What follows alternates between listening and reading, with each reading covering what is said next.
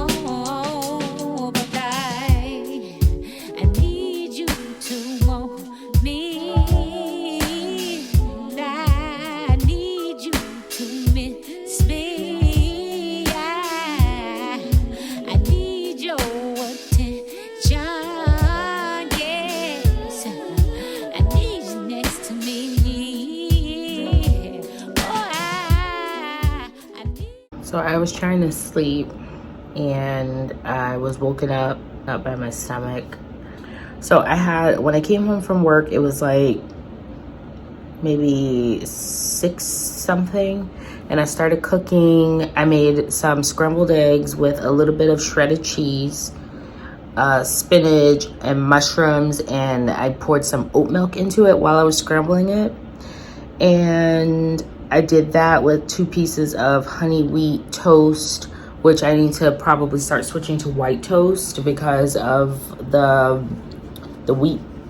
It said that the wheat like takes a while to digest in your stomach, but I'm not gonna throw away the bread that I have right now. I wanna go ahead and finish that bread out first before I like just start buying new bread.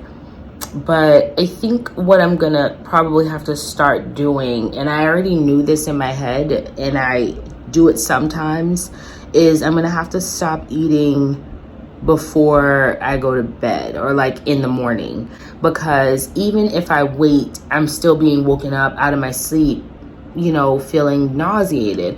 Like yesterday, I didn't have anything to eat all night, and then I got some Chipotle after I got off work, and I got white rice this time, which I always get wheat, and I got chicken, cheese, sour cream, and medium salsa and pinto beans. And I felt fine after I ate it. I felt fine a couple of hours after I ate it, and I ate that Chipotle like right kind of when Chipotle first opened, so like 11 a.m. And so I didn't go to sleep until like 5 p.m.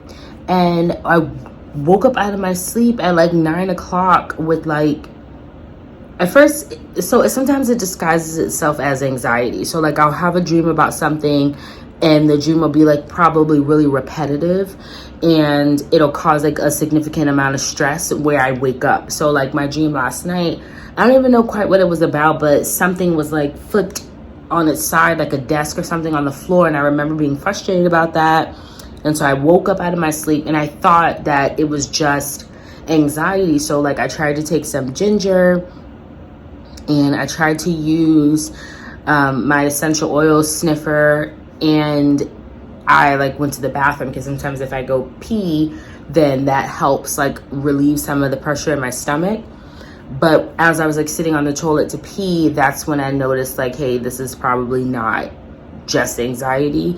And I felt queasy, and there's different levels to the quease. Like sometimes it's just like a little bit queasy, like how I feel right now, just a little bit queasy. And sometimes it's queasy to the point where I feel like I'm gonna vomit, and I know I'm gonna vomit because I can feel my stomach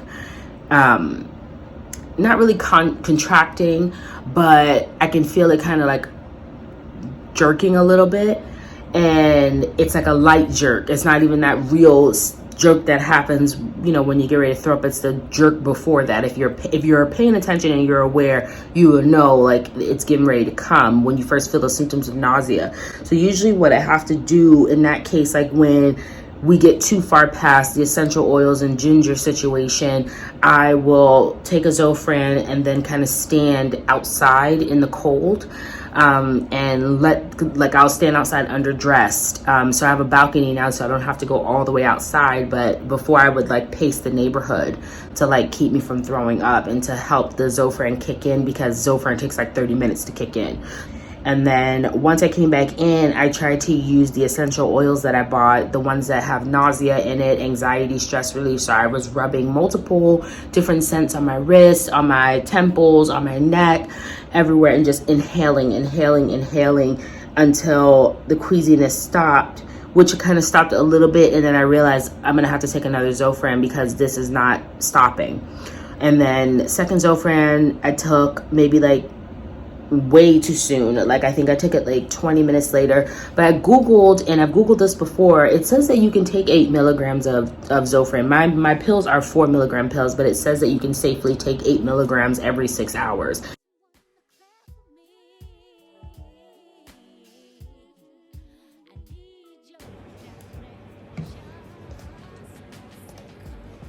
I got my ergonomic mouse instead of my Apple mouse because of my wrist. I noticed that when I was editing with the Apple mouse that my wrist was a little sore, and this is the kind of mouse that I use at work.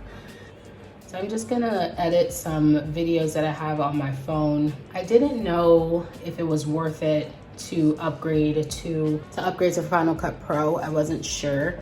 Right now I've been editing with iMovie, and just not sure if it's worth it right now to upgrade because my videos only get like 30 views. And so I think when my videos start getting like more views, then I'll maybe update or upgrade.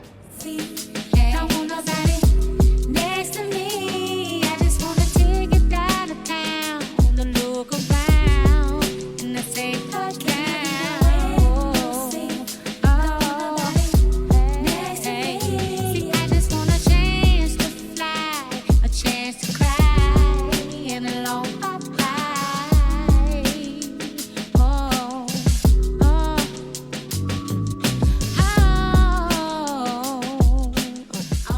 So I just got out of A Quiet Place 2, and yeah, no, I'm not 100% certain why they made a sequel to this movie, but I guess it was highly requested, so they made one. The movie kind of starts out like with a flashback scene to like day one of this whole situation. And then after it gives like a glimpse of day one, it jumps to like day 470 something, like 74 or 76 or something like that, where the father is not living. I think that they should have focused more on the first couple of days of the situation. I think I would have want to see that more than flashing all the way forward to when he was dead already. I feel like the kids in this movie have learned nothing from like the first 470 days of this whole nonsense. Like in the first one, they seemed like they were pretty knowledgeable, pretty skilled. But then in this one, they were just being reckless, like just doing a lot of reckless shit and for no reason. And then the movie just like goes off. Like it doesn't really have a proper ending. I can't remember how the first one was, but it just goes off, and it's like, like it ends in the, like almost in the middle of a moment. Or so I went to the Cinnabar again here in Mountain Lake Terrace, and there was a couple sitting beside me that their phone just kept going off. Like, you know how like when you have a text message on your phone is trying to alert you, their phone just kept going like bum bum bum bum bum boom, boom, boom, boom, boom. Like it was doing that every few minutes, and they were just like oblivious to the sound. Like they weren't even hearing the sound at all.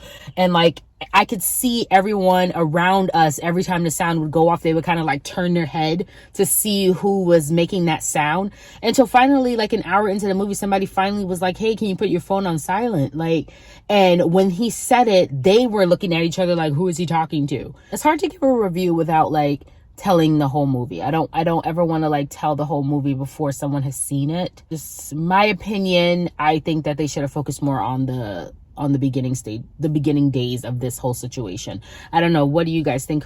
If you've seen The Quiet Place too, like, what do you think? Do you think that it was supposed to go this way? Do you think that this was good that they told the story this way? Do you think that it was good that they focused more on, you know, after the father died, after they left their farmhouse? Like, you think all this that we saw for an hour and a half was important? Or would you have preferred to see like the first or second days of the situation? Like,